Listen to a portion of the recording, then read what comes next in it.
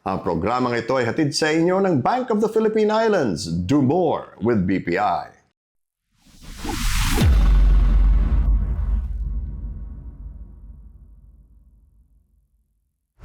Mabuhay teammates, ito ang Basketball Universe at ako si Bill Velasco.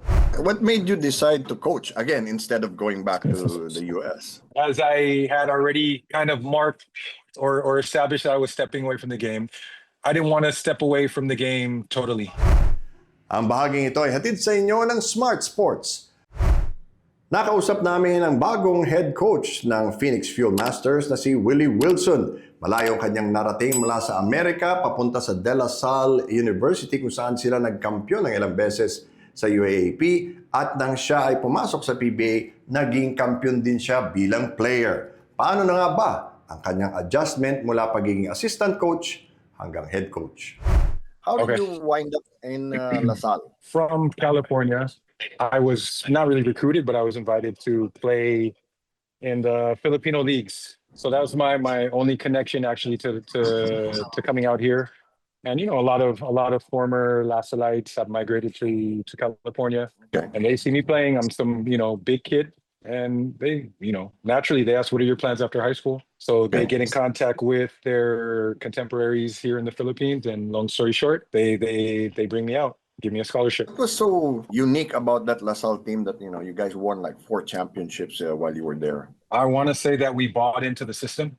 I want to say that we were selfless and we played for each other. What made you decide to stay here and play in the PBA instead of going back to the US? I think it's just something that I wanted to tick off of my bucket list and see if I was good enough to do that. But moving back to the States, that was always the plan. But I just wanted to make sure that while I still had the opportunity, I wanted to see if it was something that I can accomplish or something that I can achieve. And of course, you're most known for when you played for Alaska. But what was the culture like there?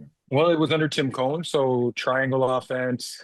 I would say it was probably 50-50 Philams. So I mean, I can't really say that the culture was bad or good, but it was really regimented and strict because Coach Tim had his handprint on every aspect of what we did, whether it was offense and defense. Including writing reports after every game, right? Yes, which I have no idea was being done. But I found out later on. What are some of the things you learned in the different teams that you played for? Because you played for all the powerhouse teams. No? You played for Alaska, you played for San Miguel, you played for Ginebra before coming over to Phoenix. Well, what are some of the things that you learned along the way? Well, number one, as you go, you mature. So that's one thing I matured. I figured out what it took to hang around the league as long as I did. I learned to ask questions. Not just of my coaches, but of my teammates. Try to learn something new every year. Doesn't mean that you learn something new that you're going to bring it out in games, but at least you have it there in your back pocket. Just overall, how to be a good teammate and get along with different types of people and different types of teammates. What made you stick when you got to Phoenix? At that time when I got to Phoenix, they were a new franchise, and whenever you're a new franchise, you're establish yourself, establish your identity. And me being a veteran, I would say right place, right time. I was the veteran, and I would like to say that I was a good role model. So whether it was about taking young players aside and kind of sharing with them my experiences, because I've pretty much played every single role on a team, whether it be a guy that's on reserve, at the end of the bench, starter, go-to guy.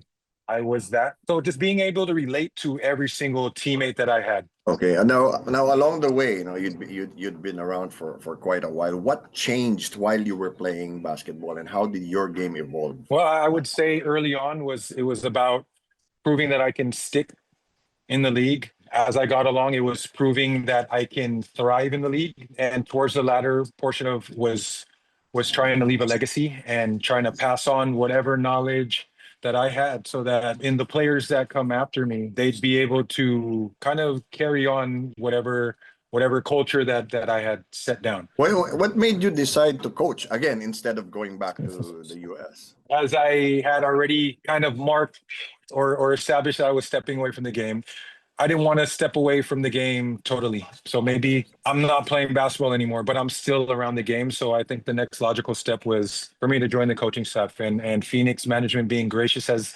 they are, they, allowed me a spot on the coaching staff. As a coach, what were some of the things that you had to learn or relearn from the time that you were a player? The biggest thing was transferring whatever knowledge I had to the players. It's one thing being able to execute these certain skills and schemes and whatnot, but it's a whole nother ballgame being able to get your players or the players that you're coaching to execute those skills. What was your role when you first came in as an assistant? Initially, it was a skills coach, mainly with the bigs, and then as I stuck along, I started moving more towards the schematic portion and the game planning portion of the coaching staff. Ang bahaging ito ay hatid sa inyo ng Nickel Asia Corporation. Tinanong ko rin si Coach Willy kung ano na ang plano ng kanilang kupunan para sa darating na season. What's been the biggest challenge for Phoenix? Because, what would it take for this team to go deep into the playoffs? Number one, I think it's establishing an identity. I think that's something that in short supply in the past. So establish that identity. What type of team do we want to be? And like I talked about my LaSalle teams from the past, buying into the system, buying into that identity, and playing for each other, which is difficult to do at the professional level. That's true. What made you ultimately decide to become a head coach, knowing that there's got a lot of pressure in it? It's a thankless job. I mean, coaches have gained wrinkles and lost hair. Oh yeah, it's already started. What made you take the job? When I joined Phoenix, it was always be to serve the franchise. In whatever capacity, whether it be as a player, as a skills coach, as an assistant coach, and then now they called in and asked me to serve the franchise, to serve the company as the head coach. So I'm just trying to serve the company in the best way that I can in whatever role that they ask me to fill. What's going to be the identity of Phoenix now under the Wilson leadership? Well, we're trying to become a defensive team. So as a player, I was never really known for my offense, and I'm trying to bring that identity here to Phoenix. I believe that defense travels. Wherever you play, defense should always be there. Offense comes and goes. From what you've seen, how much more difficult is it to be a head coach? Oh man, it's night and day. With being an assistant coach, you're responsible for your own small portion of what's happening behind the curtain. As a head coach, you're responsible for everything that happens behind the curtain, and as well as the presentation once the curtain opens. You're responsible for that presentation as well. What are your expectations of the team coming into this historic 50th season? Oh, expectations. I'm trying to temper those. But what I can say is I'm really hoping that we make the playoffs this upcoming conference. Is there a lot of pressure on you now coming in as a new coach? Is there a lot of pressure on me coming in as the new coach? I would say the most pressure would probably be coming from myself. What's difficult for me being a coach is I'm controlling, I would say, which is why I was so detail oriented as a player. And I'm trying to bring that aspect of me, of my personality as a coach. And when you're expecting and you're trying to project that onto players, it's not always going to be there. The pressure, I would say, is mostly coming from myself. How are you planning to deal with frustrations, the officiating and all of that, which are all, not best friends of a coach? Well, my wife is there, so she's my psychiatrist, my counselor, and all of that. So I'll just be laying all of that out on her. But this season, what are you most looking forward to? Just seeing the transformation of this team and seeing what we've been working on in the preseason, realizing itself in these games. Ang programang ito ay hatid sa inyo ng Bank of the Philippine Islands. Do more with BPI. At yan ang Basketball Universe para sa araw na ito. Abangan nyo kami Lunes, Miyerkules at Biyernes sa YouTube at Facebook, kaya like, share, subscribe at follow na rin. Nais naming pasalamatan ang aming mga sponsors. Bank of the Philippine Islands, Smart Sports, Nickel Asia Corporation, Laging tandaan, saan man kayo at ano man ang ginagawa ninyo, magkakampi tayo. Ako si Bill Velasco at ito ang Basketball Universe.